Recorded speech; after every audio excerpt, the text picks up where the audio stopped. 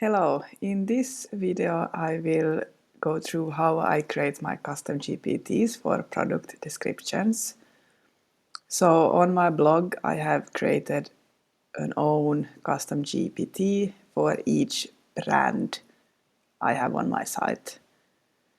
And I create these so that when I start to optimize the products, instead of writing with the normal ChatGPT, I use the GPT I made. Because that one I have trained with data about the brand, about the products, and about what kind of company it is, and so on. So basically I have scraped all the products from the brand and uploaded it to the GPT. So the GPT knows about all the products for that brand already. So it has all the data that it needs to, when it's time to create good product descriptions. So yeah, I start by scraping sites or the site that I want. I think I have that in another video, but here is just an example what kind of data I uploaded to the GPT. So basically, well, I don't basically need the URL always either, but the product name and the product description. And this I usually take from the brand site. Yeah. So you need some kind of data about the brand to upload to the GPT. Then I go to my GPTs, and then this tab comes up, create GPT, and now I clicked on it already. You can either start by filling, like ChatGPT asks you some questions, and you can start by answering these. That's maybe easiest to start with. Then you get a name and description and instructions here, and the instructions you can modify later on.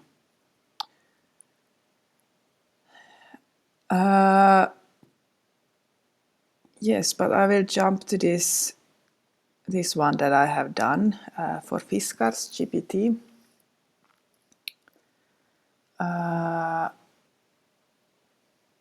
Yeah, so you just decide a name for the GPT. You can upload a image if you want.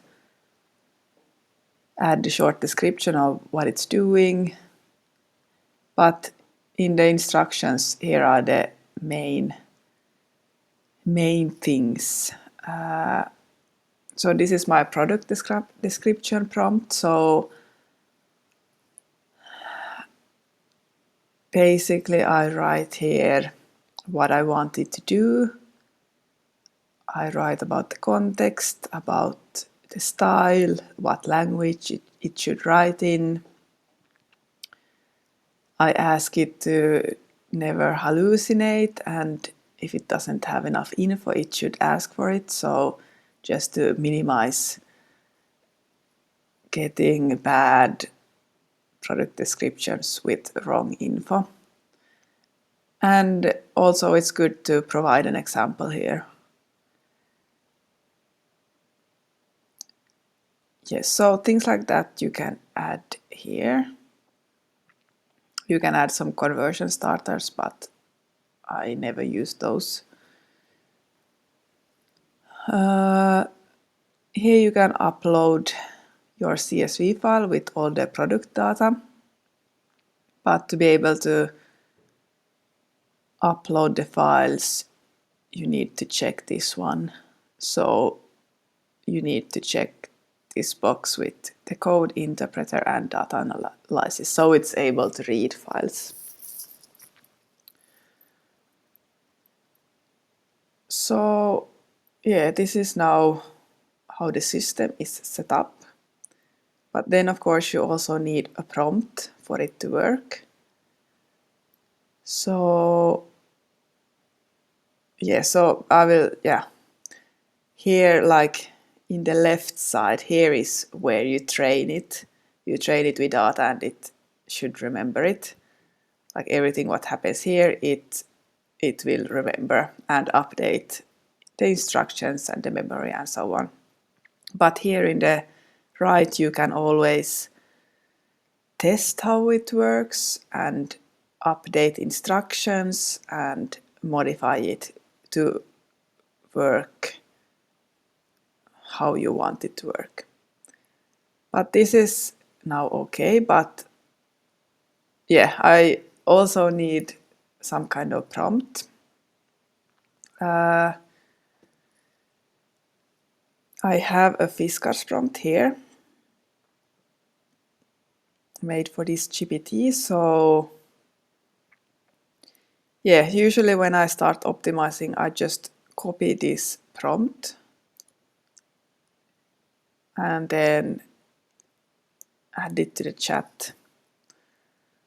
And I type the product name here that I want to optimize.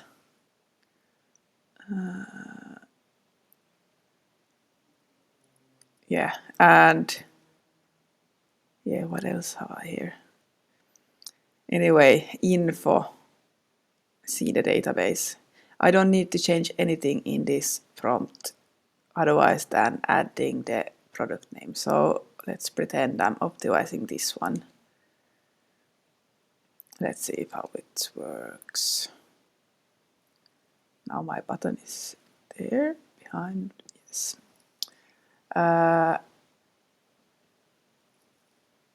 Okay, now it goes and read the product files and starts writing a product description. And it writes it in the style like in the HTML style, so I just copy paste, well, the first part from here to here. This is my long product description, and then it has written a short one as well that I can copy paste in a different field on WordPress. And then you can continue, you copy paste the prompt, or it probably already knows the prompt, so you just take the next product and write now take the next one and then tell which one you want to optimize as the next one. So it goes pretty fast. And then of course when you do them one by one, it's like this. You can like check it like already, so everything looks good, and make necessary changes before updating it to the site. But in the prompt I have asked to, I add the product name, which it should optimize. Tell it that you are now Fiskars SEO copywriter GPT, you write in Finnish, info, see the database. I wanted to rewrite the text so it's not plagiat, so that's what it goes. I don't want the exact same text to avoid duplicate content with my site and the other brand site. I ask it to write 400 to 500 words.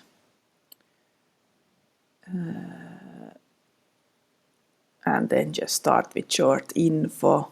And then I have 3 questions that I wanted to answer. And then I ask it to format subheadings as H2 and everything as HTML like it did.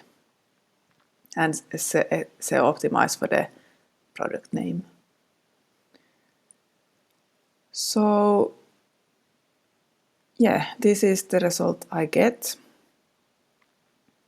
It's usually good when building the GPTs for your brand, I think it's good to build them in the custom GPT first, so you can test it, how it works, modify it, and just making a good system message and a good prompt for it, and test it, work with it a bit so that you see how it works, and it's working when you do it many times, and just so you can modify it to be as perfect as possible for you. But when you have made your GPT and your prompts, and you have found a good way that is working for you and you really like it, what you can then do is to build the same but do it in Make. So if you have many products that you want to optimize, instead of doing them one by one, it still takes a few minutes when you have to copy paste the prompt and wait for it until it has written it all, and then copy paste it to the site. So you can then, if you want to automate it, you can build this in Make. I have a separate video on how to do that, but